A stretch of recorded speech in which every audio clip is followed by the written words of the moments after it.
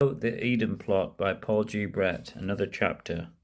As diocesan secretary, I said it was part of my role to be concerned about the overall financial health of the area, as well as of the church within it. I was gratified to see her nodding appreciatively as I developed this somewhat specious thesis.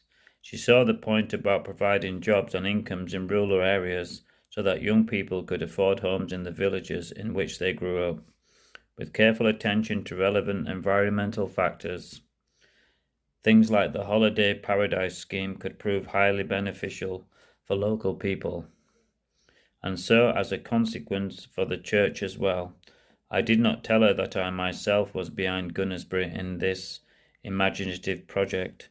She had some stories to tell me too, reciprocally as it were, and I was much amused by the latest episode in the tale of the antics of a certain senior clergyman who had been coming to see her for nearly a year.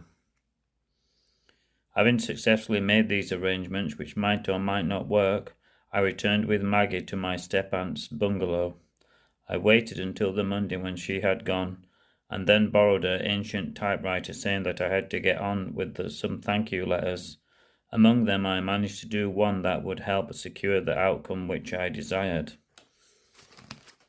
In the guise of a number of the Throckhampton community, though not giving an address that could be traced to any particular village, I wrote to the editor of the local paper, tipping him off, as I put it, that the new rector was related to the chairman of Gunnersbury Properties, and had recently enjoyed certain privileges overseas.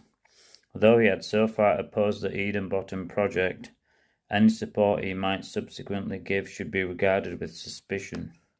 I said I thought the editor might like to be made aware of this fact.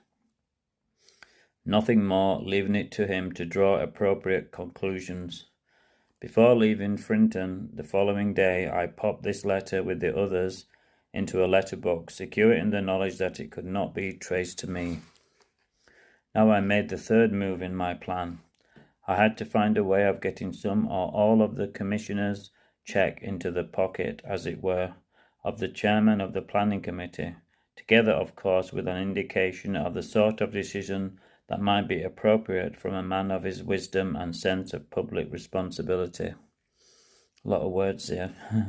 I loaded Roding up in Who's Who and discovered his interest in youth work and the support of new enterprises in run-down areas. Again, it couldn't have been better. In the evening, I telephoned him at Bridge Farm on the pretext of asking whether he would be available for the next meeting of one of